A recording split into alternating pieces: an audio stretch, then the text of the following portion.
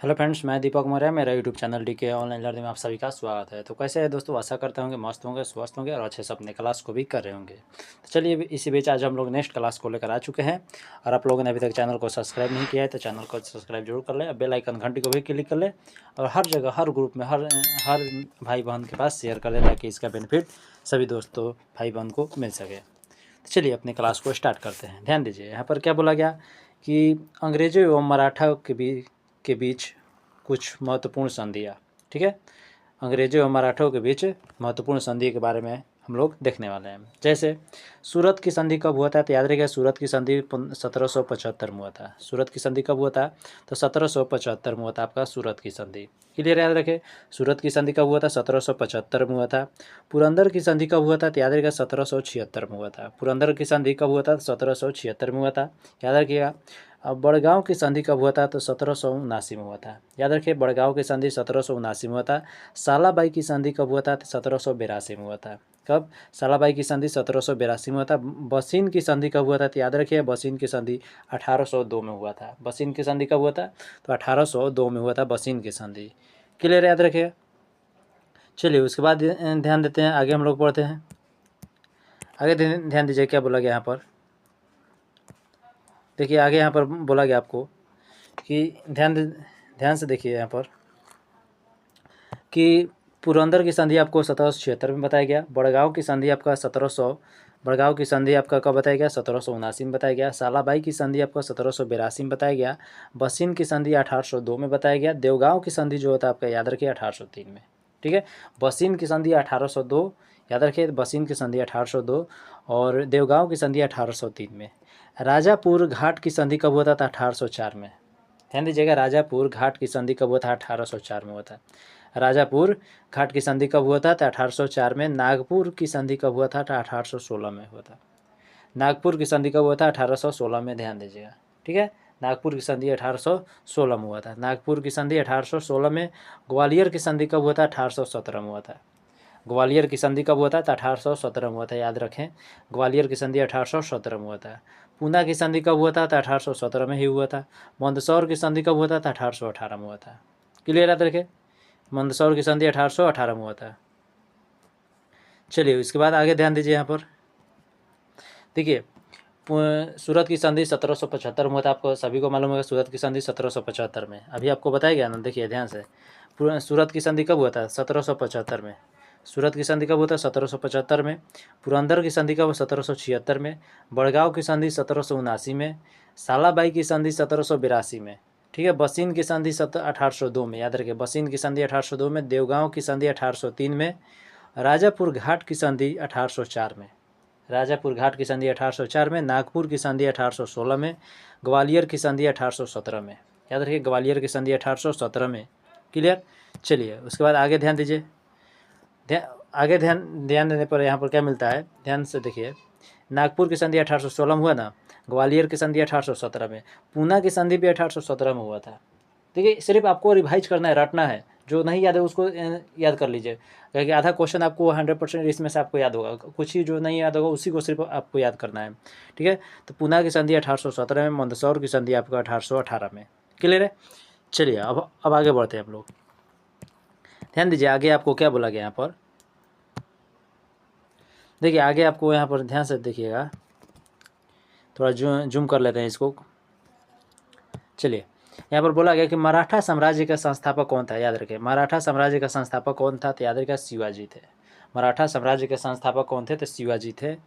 औरंगजेब ने शिवाजी को किसकी उपाधि दी थी, यानी कि राजा की उपाधि दी थी। औरंगजेब ने शिवाजी को राजा की उपाधि दी थी। तो क्वेश्चन एग्जाम में आता है, बताइए कि शिवाजी को राजा की उपाधि किसने दिया था।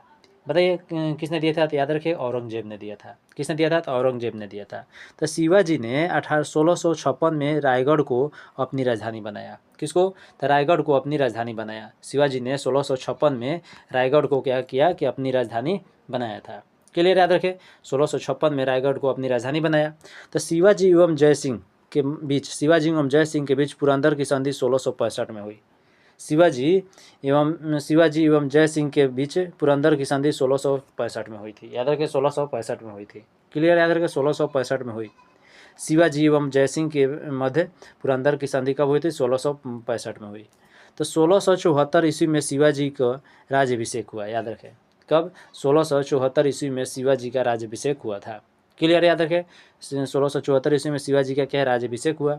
तो शिवाजी के मंत्रिमंडल को अष्टप्रधान कहा जाता था। शिवाजी के मंत्रिमंडल को अष्टप्रधान कहा जाता था। शिवाजी के मृत्यु कब हुआ था? 1680 में हुआ था। शिवाजी की मृत्यु कब हुआ था? 1680 में हुआ था। शिवाजी की मृत्यु कब हुआ था? 1680 में। देखिए, शिवाजी के बारे में भली बात पूरा ज्ञान ले लीजिए कि मराठा साम्राज्य के वो संस्थापक थे। औरंगजेब ने शिवाजी को राजा की उपाधि दिया था और शिवाजी ने 1656 में रायगढ़ को अपनी राजधानी बनाया। शिवाजी एवं जयसिंह के बीच पुरंदर की संधि हुआ था, जो कब हुआ था? तो 1665 में हुआ था। ठीक है, पुरंदर की संधि। अभी यहाँ पर एक और ध्यान दीजिए, पुरंदर की संधि आपको अभी यहाँ पर देखें ना कि 1665 में हुआ था शिवाजी एवं जयसिंह के बीच। अभी एक पुरंदर की संधि आपको देखने को मिला, कौन सा? 1776 में। पुरंदर की संधि अभी 1776 में देखने को मिला। क्लियर? चलिए आगे ध्यान दीजिए। आगे यहाँ पर क्या बोला गया, ध्यान से देखिए कि 1674 में शिवाजी का राज्याभिषेक हुआ था। कब? 1674 में शिवाजी का राज्याभिषेक हुआ। तो शिवाजी के मंत्रिमंडल को अष्टप्रधान कहा जाता था। याद रखिए, शिवाजी के मंत्रिमंडल को क्या कहा जाता था? तो अष्टप्रधान कहा जाता था। तो शिवाजी की मृत्यु कब हुआ था? 1680 में हुआ था। याद रखिए, शिवाजी की मृत्यु कब हुआ था? तो 1680 में हुआ था। क्लियर? 1680 में। तो भगवत गीता पर, याद रखिए, भगवत गीता पर भावार्थ दीपिका नामक टीका लिखा। क्या लिखा? तो भगवत गीता पर भावार्थ दीपिका नामक टीका लिखा किसने? तो ज्ञानेश्वर ने लिखे थे। कौन लिखे थे? ज्ञानेश्वर ने। क्लियर? याद रखिए, ज्ञानेश्वर। तो रामायण पर भावार्थ रामायण टीका किसने लिखा? तो एकनाथ ने लिखा। किसने लिखा? तो एकनाथ ने। शिवाजी का उत्तराधिकारी कौन हुआ? तो संभाजी हुए। शिवाजी के उत्तराधिकारी कौन हुआ? याद रखिए, संभाजी हुआ। शिवाजी का उत्तराधिकारी कौन हुआ? तो संभाजी हुआ। ठीक है, संभाजी। दिल्ली पर आक्रमण करने वाला प्रथम पेशवा था, याद रखिए, बाजीराव प्रथम। कौन था? बाजीराव प्रथम था। ठीक है, बाजीराव प्रथम था। दिल्ली पर आक्रमण करने वाला प्रथम पेशवा कौन था? तो बाजीराव प्रथम था।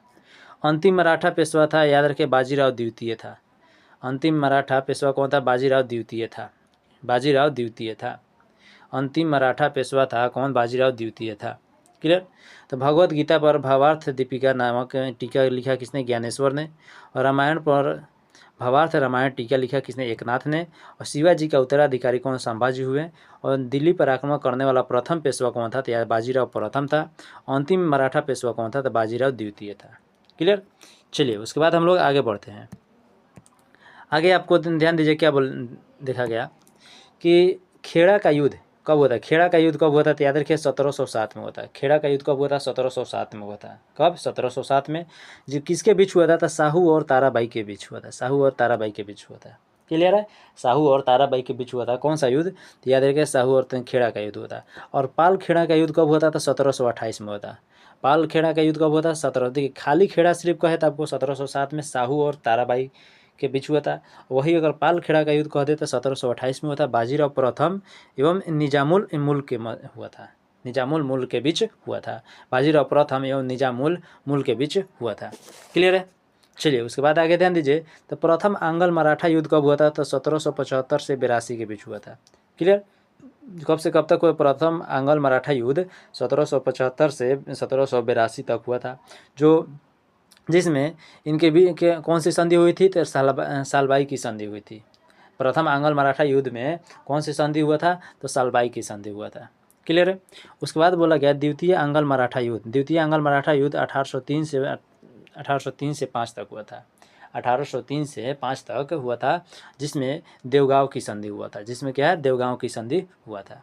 क्लियर? याद रखिए, जिसमें देवगांव की संधि हुआ था। 1803 से 1805 में तक ये द्वितीय आंग्ल मराठा युद्ध हुआ था, जो 1803 से 5 तक, जिसमें देवगांव की संधि हुआ था। उसके बाद तृतीय आंग्ल मराठा युद्ध। तृतीय आंग्ल मराठा युद्ध कब हुआ था? 1817 से 19 के बीच हुआ था। 1817 से 19 के बीच हुआ था। कौन सा? तो तृतीय आंग्ल मराठा युद्ध। तृतीय आंग्ल मराठा युद्ध, जिसमें पेशवा पद की समाप्ति हुई थी। जिसमें क्या किसकी? तो पेशवा पद की समाप्ति हो गई थी। क्लियर रहता है? जिसमें पेशवा पद की समाप्ति कर दिया गया था। याद रखें कि मोडी लिपि, क्या बोला गया? मोडी लिपि का प्रयोग किया गया किसके द्वारा? तो याद रखिए मराठों के द्वारा किया गया। मोडी एक लिपि थी, तो बताइए किसके द्वारा किया गया था? तो मराठों के द्वारा किया गया था। तो पानीपत का तीसरा युद्ध कब हुआ था? तो याद है पानीपत का तीसरा युद्ध 1761 में हुआ था। कब हुआ था? पानीपत का तीसरा युद्ध 1761 में हुआ था। किसके बीच? तो मराठा और अहमद शाह अब्दाली के बीच हुआ था। मराठों और अहमद शाह अब्दाली के बीच हुआ था। क्लियर है? अहमद शाह अब्दाली एवं मराठों के बीच हुआ था। कौन सा? पानीपत का तीसरा युद्ध। कब? 1761 में हुआ था। मुगल साम्राज्य में चौथ एवं सरदेशमुखी था। क्या था? कर और करों का एक प्रकार था। ठीक है, चौथ और सरदेशमुखी क्या था? तो करों का एक प्रकार था। क्लियर है? चलिए आगे बढ़ते हैं हम लोग। आगे ध्यान दीजिए, यहाँ पर क्या बोला गया, ध्यान से देखिए। आगे यहाँ पर आपको बोला गया कि मराठों के नियंत्रण वाले क्षेत्र को कहा जाता था तो स्वराज क्षेत्र कहा जाता था। मराठों के नियंत्रण वाले क्षेत्र को क्या कहा जाता था? तो स्वराज्य क्षेत्र कहा जाता था। मराठा साम्राज्य में पेशवा पद संबंधित था तो प्रधानमंत्री से। पेशवा पद संबंधित था किससे? तो याद रखिए प्रधानमंत्री से था। मराठा साम्राज्य में पेशवा पद संबंधित था किससे? तो प्रधानमंत्री से। तो मराठा साम्राज्य में विदेश मंत्री को कहा जाता था, याद रहे, सुमंत कहा जाता था। क्या कहा जाता था? तो सुमंत कहा जाता था। मराठा साम्राज्य में विदेश मंत्री को कहा जाता था सुमंत। क्लियर है? ध्यान दीजिए। स्वतंत्र राज्य एवं उनके संस्थापक। क्लियर आता है कि स्वतंत्र राज्य एवं उनके संस्थापक। याद है कि स्वतंत्र राज्य एवं उनके संस्थापक कौन थे? जैसे अवध जो राज्य है, तो अवध के संस्थापक शहादत खां था। कौन थे? अवध के राज्य के संस्थापक कौन थे? शहादत खां। बंगाल के संस्थापक कौन था? तो मुर्शिद कुली खां था। याद रखें। कर्नाटक के संस्थापक कौन था? सादुतुल्ला खां था। ठीक है, सादुतुल्ला खां। हैदराबाद के संस्थापक था चिन किलिच खां या निजाम उल मुल्क था। याद रखिए, हैदराबाद के राज्य का संस्थापक कौन था? चिन किलिच खां या निजाम उल मुल्क था। ठीक है। तो भरतपुर के संस्थापक कौन था? तो याद रखिएगा चूड़ामन एवं बदन सिंह था। भरतपुर के संस्थापक कौन थे? चूड़ामन एवं बदन सिंह था। क्लियर? याद रखे, चूड़ामन एवं बदन सिंह था। क्लियर? जैसे बंगाल के राज्य के स्वतंत्र राज्य था, जैसे बंगाल, अवध, कर्नाटक, हैदराबाद, भरतपुर, ये सब क्या थे? स्वतंत्र राज्य थे। इनके संस्थापक की बात कर लेते हैं तो अवध के था शहादत खां, बंगाल के मुर्शिद कुली खां थे और कर्नाटक के सादुतुल्ला खां था। ठीक है। और हैदराबाद के चिन किलिच खां या निजाम उल मुल्क और भरतपुर के था चूड़ामन या बदन सिंह था। ठीक है, चूड़ामन एवं बदन सिंह, ये जो स्वतंत्र राज्य थे, इन लोगों के ये संस्थापक थे। क्लियर है? चलिए आगे ध्यान दीजिए। और इससे पहले एक और क्वेश्चन में कई बार एग्जाम में पूछा जाता है, ध्यान दीजिएगा। मराठा साम्राज्य में पेशवा पद किससे संबंधित था? तो प्रधानमंत्री से संबंधित था। याद रखिएगा। ठीक है। और मराठों के नियंत्रण वाले क्षेत्रों को क्या कहा जाता था? स्वराज्य क्षेत्र कहा जाता था। और मराठा साम्राज्य में विदेश मंत्री को क्या कहा जाता था? सुमंत कहा जाता था। क्लियर है? चलिए अगले पेज पर आते हैं हम लोग। अगले पेज पर बात करते हैं तो ध्यान दीजिए, यहाँ पर क्या बोला गया।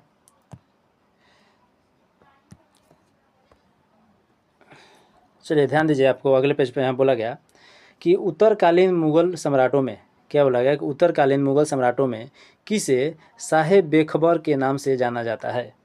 उत्तरकालीन मुगल सम्राटों में किसे साहेब बेखबर के नाम से जाना जाता है? तो याद रखिएगा बहादुर शाह को।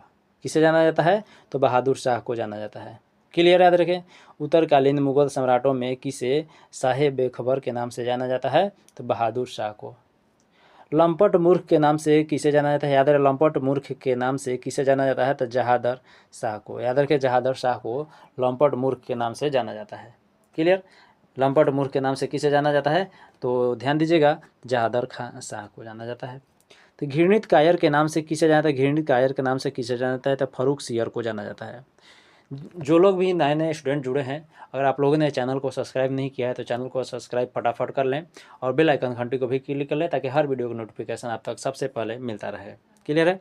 चलिए यहाँ पर ध्यान दीजिए, घृणित कायर के नाम से किसे जाना जाता है? तो फर्रुख सियर को जाना जाता है।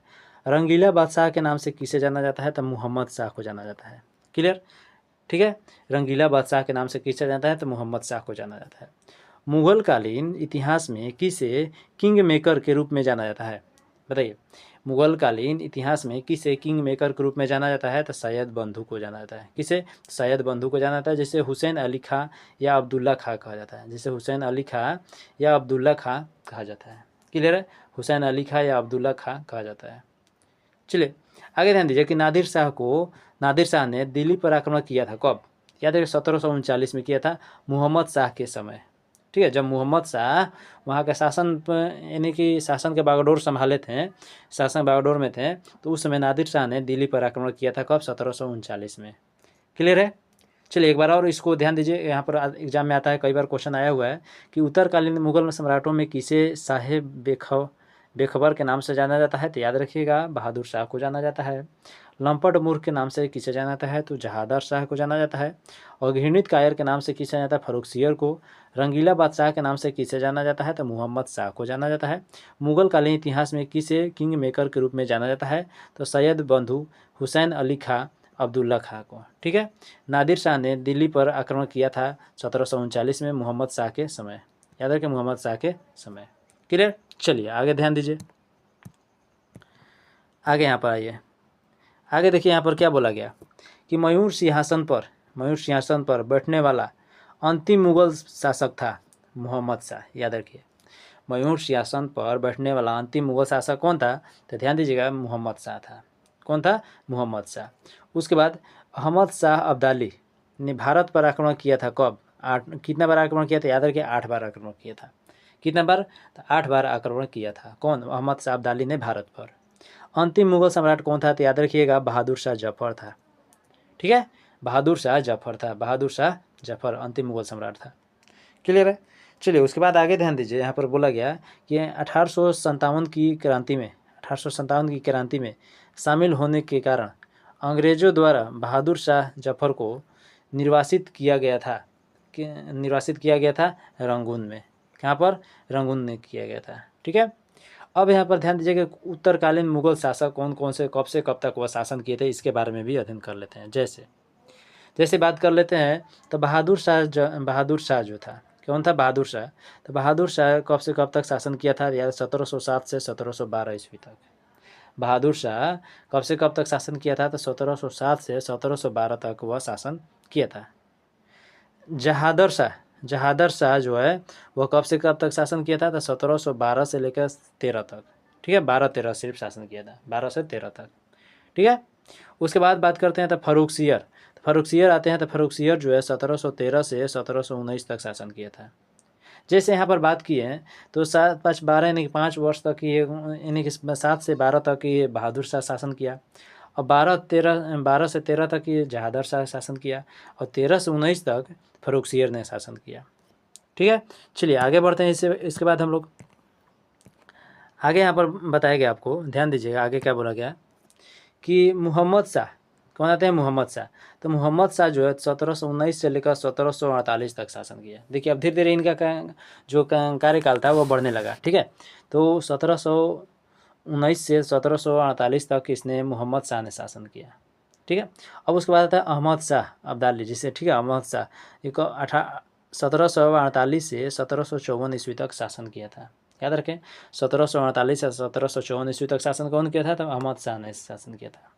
आलमगीर सेकंड जो है 1754 से 1759 ईस्वी तक शासन किया। क्लियर? आलमगीर सेकंड ने 1754 से 1759 ईस्वी तक शासन किया।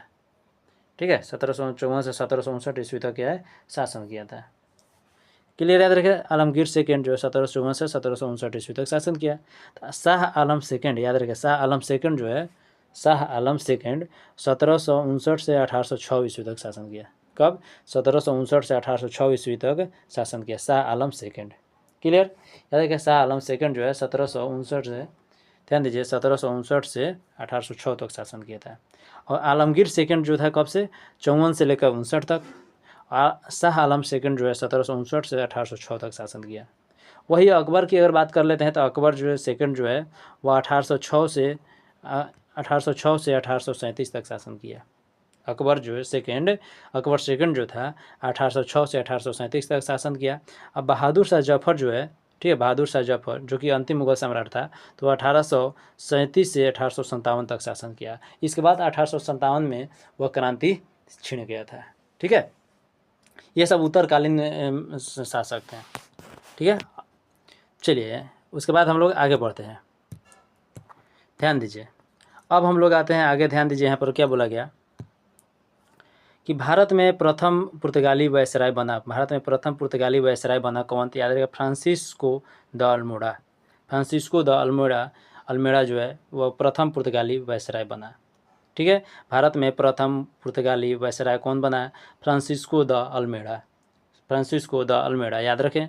भारत में ब्लू वाटर पॉलिसी, भारत में ब्लू वाटर पॉलिसी लागू किया गया। बताइए, भारत में ब्लू वाटर पॉलिसी लागू किया गया, किसने लागू किया? तो फ्रांसिस्को द अल्मेड़ा ने। फ्रांसिस्को द अल्मेड़ा ने लागू किया था। भारत में ब्लू वाटर पॉलिसी कौन लागू किया था? तो ध्यान दीजिएगा, तो कौन लागू था? फ्रांसिस्को द अल्मेड़ा ने लागू किया था। क्लियर? चलिए उसके बाद अल्फांसो, याद है कि अल्फांसो द अल्बुकर्क ने किससे गोवा जीता था? बताइए, अल्फांसो द अल्बुकर्क ने किससे गोवा जीता था? तो याद है कि यूसुफ आदिल शाह से। यूसुफ आदिल शाह से 1510 ईस्वी में। ठीक है, यूसुफ आदिल शाह से 1510 ईस्वी में अल्फांसो द अल्बुकर्क ने से गोवा जीता था। ठीक है, ने किससे? आदिल शाह से वह जीता था।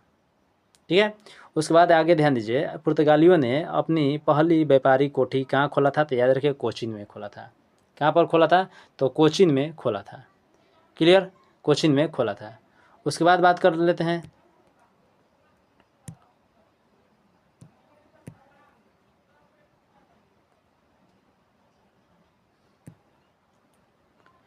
चलिए आगे यहाँ पर ध्यान दीजिए, क्या बोला गया कि डचों ने अपनी पहली व्यापारी कोठी कहाँ खोला था? तो मसूलीपट्टनम में। कहाँ पर खोला था? तो मसूलीपट्टनम में खोला था। डचों ने अपनी पहली व्यापारी कोठी कहाँ खोला था? तो मसूलीपट्टनम में खोला था। क्लियर? जहांगीर द्वारा अंग्रेजों को भारत में व्यापारी कोठी खोलने की इजाज़त दी गई। कब? यानी कि कहाँ दी गई? कहाँ दी गई? तो याद रखिए, सूरत में। जहांगीर द्वारा अंग्रेजों को भारत में व्यापारिक कोठी खोलने की इजाज़त दी गई। कहाँ पर? सूरत में दी गई थी। क्लियर है? तो डचों एवं अंग्रेजों के बीच बेदरा का युद्ध कब हुआ था? तो याद रखिए, 1759 में हुआ था। डचों एवं अंग्रेजों के बीच बेदरा का युद्ध कब हुआ था? 1759 ईस्वी में हुआ था। तो फ्रांसीसी एवं अंग्रेजों के बीच वानडिवास का युद्ध कब हुआ था? 1760 में हुआ। वानडिवास का युद्ध कब हुआ? 1760 में हुआ था। याद रखिए, 1760 ईस्वी में हुआ था। ठीक है, 1760 ईस्वी में क्या हुआ था? क्लियर? चलिए ध्यान दीजिए कि फ्रांसीसी एवं अंग्रेजों के बीच वानडिवास का युद्ध कब हुआ? 1760 में। और डचों एवं अंग्रेजों के बीच वेदरा का युद्ध 1759 में हुआ था। तो मुगल दरबार में आने वाले पहले अंग्रेज कौन थे? मुगल दरबार में आने वाले पहले अंग्रेज कौन थे? तो कैप्टन हॉकिंस थे। कैप्टन हॉकिंस 1609 में। कैप्टन हॉकिंस जो है 1609 में थे। ठीक है, मुगल दरबार में आने वाले पहले अंग्रेज थे कैप्टन हॉकिंस 1609 में। गोलकुंडा ने के, याद रखिए, गोलकुंडा के सुल्तानों द्वारा अंग्रेजों को सुनहरा फरमान जारी किया गया। अंग्रेजों को सुनहरा फरमान जारी किया गया 1632 ईस्वी में। कब? तो 1632 ईस्वी में जारी किया गया। ध्यान दीजिएगा, कब? 1632 ईस्वी में जारी किया गया था। क्लियर? याद रखें, 1632 ईस्वी में जारी किया गया था। गोलकुंडा के सुल्तानों द्वारा अंग्रेजों को सुनहरा फरमान जारी किया गया 1632 ईस्वी में। उसके बाद आगे बात करते हैं, तो ध्यान दीजिएगा, आगे आपसे क्या बोला गया कि सर टॉमस रो जहांगीर के दरबार में आया था। कब? ध्यान दीजिए, सर टॉमस रो जहांगीर के दरबार में कब आया था? तो 1615 ईस्वी में आया था। क्लियर? 1615 ईस्वी में आया था। उसके बाद पुर्तगालियों ने, ध्यान दीजिए, पुर्तगालियों ने चार्ल्स द्वितीय को बम्बई दहेज में दिया था। कब? याद रखिएगा, 1661 में दिया था। ठीक है, 1661 में ईस्वी में दिया था। क्लियर? पुर्तगालियों ने चार्ल्स द्वितीय को बम्बई दहेज में दिया था 1661 ईस्वी में। क्लियर है? चलिए आगे हम लोग आते हैं अगले पेज पर। ध्यान दीजिए, यहाँ पर आपको क्या बोला गया कि चार्ल्स द्वितीय ने मुंबई को 10 पाउंड के वार्षिक किराए पर ईस्ट इंडिया कंपनी को दे दिया। अब देखिए क्या किया, तो जो पुर्तगालियों ने चार्ल्स द्वितीय को बम्बई जो दहेज में दिया था, तो अब उसे चार्ल्स द्वितीय ने क्या किया कि बम्बई को जो दिया था उसे 10 पाउंड के वार्षिक किराए पर ईस्ट इंडिया कंपनी को दे दिया था। कब? 1668 में। 1668 में दे दिया था। ठीक है, 1668 में। क्लियर याद रखें, 1668 में दे दिया गया था। उसके बाद यहाँ पर बोला गया कि कुछ विदेशी कंपनियाँ आई थी जिसकी स्थापना के बारे में बात कर लेते हैं। जैसे विदेशी कंपनी, जैसे पुर्तगाल ईस्ट इंडिया कंपनी। पुर्तगाली ईस्ट इंडिया कंपनी की स्थापना कब हुआ था? 1498 में। पुर्तगाली ईस्ट इंडिया कंपनी का स्थापना कब हुआ था? तो 1498 में, याद रखिएगा, 1498 में पुर्तगाली ईस्ट इंडिया कंपनी का स्थापना 1498 ईस्वी में। अंग्रेजी ईस्ट इंडिया कंपनी का स्थापना कब हुआ था? तो 1600 ईस्वी में। याद रखिए, 1600 ईस्वी में हुआ था। अंग्रेजी ईस्ट इंडिया कंपनी का स्थापना 1600 ईस्वी में हुआ था। डच ईस्ट इंडिया कंपनी का स्थापना कब हुआ था? याद है, डच ईस्ट इंडिया कंपनी का स्थापना 1602 ईस्वी में हुआ था। ठीक है। डेनिश ईस्ट इंडिया कंपनी का स्थापना का 1616 में हुआ था ईस्वी में। और फ्रांसीसी ईस्ट इंडिया कंपनी का स्थापना 1664 में हुआ था। देखिए, जैसे जैसे आते गए वैसे स्थापना होता गया। जैसे सबसे पहले कौन आया था? पुर्तगाली आया था। कब? 1498 में आया। ठीक है, वास्को डी गामा जो। उसके बाद अंग्रेजी ईस्ट इंडिया कंपनी, ठीक है, अंग्रेज ईस्ट इंडिया कंपनी जो 1600 ईस्वी में आया था, इसका स्थापना हुआ। डच ईस्ट इंडिया कंपनी आया तो उसने अब 1602 में ईस्वी में अपना स्थापना किया। डेनिश ईस्ट इंडिया कंपनी जो है 1616 ईस्वी में स्थापना किया। और फ्रांसीसी ईस्ट इंडिया कंपनी ने 1664 ईस्वी में स्थापना किया था। क्लियर है। अब कुछ हम लोग युद्ध के बारे में देख लेते हैं, कब कौन सा युद्ध जो है कब हुआ था और कौन सी संधि हुई थी उनके बीच। क्लियर। चलिए आगे ध्यान दीजिए, ध्यान दीजिए। यहाँ पर क्या बोला गया आपसे कि प्रथम कर्नाटक युद्ध, याद रखिए, प्रथम कर्नाटक युद्ध कब हुआ था? तो 1746-48 के बीच हुआ था। याद रखिए, 1746 से 48 के बीच हुआ था। कौन सा? तो याद रखिएगा, प्रथम कर्नाटक युद्ध हुआ था। प्रथम कर्नाटक युद्ध, याद रखिए, प्रथम कर्नाटक युद्ध 1746 से 48 में हुआ था। जी, कौन से संधि के भी हुआ था? याद रखिए, एला सापल की संधि, एला सापल की संधि हुआ था। ठीक है, प्रथम कर्नाटक युद्ध में कौन सी संधि हुआ था? एला सापल की संधि हुआ था। ठीक है, एला सापल की संधि हुआ था। उसके बाद द्वितीय कर्नाटक युद्ध कब हुआ था? तो द्वितीय कर्नाटक युद्ध 1749 से 54 तक हुआ था। 1749 से 54 तक हुआ था, द्वितीय कर्नाटक युद्ध हुआ था। जिसमें कौन सी संधि हुई थी? याद है, पांडिचेरी की संधि हुई थी। जिसमें कौन सी संधि हुई थी? तो पांडिचेरी की संधि हुई थी। उसके बाद आता है तृतीय कर्नाटक युद्ध। तृतीय कर्नाटक युद्ध जो है कब हुआ था? तो 1756 से 63 में हुआ था। 1756 से 63 में हुआ था। कौन सी संधि हुई थी? तो पेरिस की संधि हुई थी। याद रखिएगा, पेरिस की संधि हुई थी। क्लियर, याद रखिए, पेरिस की संधि हुई थी तृतीय कर्नाटक युद्ध में। देखिए, जैसे प्रथम कब हुआ था कर्नाटक युद्ध? याद है, 1746 से 48 तक हुआ, जिसमें एला सापल की संधि हुआ था। द्वितीय कर्नाटक युद्ध 1749 से 54 में तक हुआ था, जिसमें पांडिचेरी की संधि हुआ था। तृतीय कर्नाटक युद्ध 1756 से 63 तक हुआ था, जिसमें पेरिस की संधि हुआ था। इतना तो आप लोग सभी को क्लियर है। चलिए आगे हम लोग बढ़ते हैं। आगे आपको बता दें कि प्रथम आंग्ल मैसूर युद्ध, याद रखें, प्रथम आंग्ल मैसूर युद्ध जो है, प्रथम आंग्ल मैसूर युद्ध 1767 से 69 के बीच हुआ था। याद रखिए, 1767 से 69 के बीच हुआ था। कौन सा? तो ध्यान दीजिएगा, तो प्रथम आंग्ल मैसूर युद्ध, प्रथम आंग्ल मैसूर युद्ध हुआ था। जिसमें संधि कौन सी हुआ था? तो मद्रास की संधि हुआ था।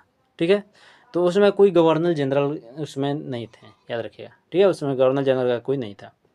जैसे द्वितीय आंग्ल मैसूर युद्ध की बात कर लेते हैं तो 1780 से 84 के बीच हुआ था। ठीक है, 1780 से 84 तक हुआ था द्वितीय आंग्ल मैसूर युद्ध, जिसमें मंगलोर की संधि हुआ था। याद रखिए, जिसमें मंगलोर की संधि हुआ था। तो वारेन हेस्टिंग्स जो उसमें गवर्नर जनरल थे। याद रखिए, उसमें गवर्नर जनरल कौन थे? तो वारेन हेस्टिंग्स थे। तृतीय आंग्ल मैसूर युद्ध कब हुआ था? तो याद रखिए, 1790 से 92 के बीच हुआ था। 1790 से 92 के बीच हुआ था। कौन सा? तो तृतीय आंग्ल मैसूर युद्ध। क्लियर। जिसमें संधि कौन सी हुआ था? श्रीरंगपट्टनम की संधि हुआ था। याद रखिए, श्रीरंगपट्टनम की संधि हुआ था। तृतीय आंग्ल मैसूर युद्ध में श्रीरंगपट्टनम की संधि हुआ था, जिसमें गवर्नर जनरल कौन थे? तो लॉर्ड कॉर्नवालिस थे उस समय गवर्नर जनरल कौन थे? तो लॉर्ड कॉर्नवालिस थे। नोट कर लीजिए। उसके बाद आपको आगे बोला गया कि चतुर्थ आंग्ल मैसूर युद्ध, चतुर्थ आंग्ल मैसूर युद्ध जो कब हुआ था? तो 1799 में हुआ था। 1799 में। ठीक है, 1799 में हुआ था चतुर्थ आंग्ल मैसूर युद्ध। ठीक है, चतुर्थ आंग्ल मैसूर युद्ध जो है युद्ध वो कब हुआ था? तो 1799 में। ठीक है, इनके बीच कोई संधि नहीं हुआ था। और जिसके गवर्नर जनरल कौन थे उस समय? याद रखिएगा, लॉर्ड वेलेस्ली थे। उस समय गवर्नर जनरल कौन थे? तो लॉर्ड वेलेस्ली थे। देखिए, एक बार और युद्ध के बारे में अच्छे से अध्ययन कर लेते हैं, उसके बाद क्लास को एंड करते हैं। जैसे प्रथम कर्नाटक युद्ध जो हुआ था, याद रखिएगा, 1746 से 48 के बीच हुआ। तक हुआ था। ठीक है, जिसमें संधि कौन सा हुआ था, तो याद रखिए एला सापल की संधि हुआ था। द्वितीय कर्नाटक युद्ध जो है 1749 से 54 तक हुआ था, जिसमें पांडिचेरी की संधि हुआ था। तृतीय कर्नाटक युद्ध जो है 1756 से 63 तक हुआ था, जिसमें पेरिस की संधि हुआ था। उसके बाद प्रथम आंग्ल मैसूर युद्ध जो है, प्रथम आंग्ल मैसूर युद्ध 1767 से 69 तक हुआ था, जिसमें मद्रास की संधि हुआ था। ठीक है, उसमें कोई गवर्नर जनरल नहीं थे, याद रखिएगा। और द्वितीय आंग्ल मैसूर युद्ध जो है 1780 से 84 तक हुआ था। द्वितीय आंग्ल मैसूर युद्ध 1780 से 84 तक हुआ था। इसमें कौन सी संधि हुआ था, तो मंगलौर की संधि हुआ था।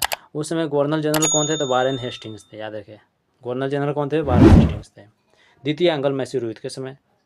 तृतीय आंग्ल मैसूर युद्ध जो है, तृतीय आंग्ल मैसूर युद्ध जो है, याद रखिए 1790 से 92 तक हुआ था। 1790 से 92 तक हुआ था। श्रीरंगपट्टनम की संधि उस समय हुआ था, लॉर्ड कॉर्नवालिस के समय। क्लियर। चतुर्थ आंग्ल मैसूर युद्ध जो है 1790 में हुआ था। चतुर्थ आंग्ल मैसूर युद्ध 1790 में हुआ था, याद रखिए। सॉरी 1799 में हुआ था। कब हुआ था, 1799 में हुआ था चतुर्थ आंग्ल मैसूर युद्ध, जिसमें कोई संधि इनके बीच नहीं हुआ था। लेकिन किसके समय में हुआ था, गवर्नर जनरल उस समय कौन थे, याद है, लॉर्ड वेलेस्ली थे। क्लियर है। चलिए आगे बढ़ते हैं हम लोग। ध्यान दीजिए आगे आपको क्या बोला। अब अगले क्लास में आपको यहाँ से स्टार्ट करेंगे किसकी राजधानी किसकी अपनी राजधानी को ढाका से मुर्शिदाबाद स्थापित किया गया था। तो यहाँ से अगले क्लास में हम लोग स्टार्ट करते हैं। तब तक के लिए आप लोग मेरे चैनल के साथ बने रहे।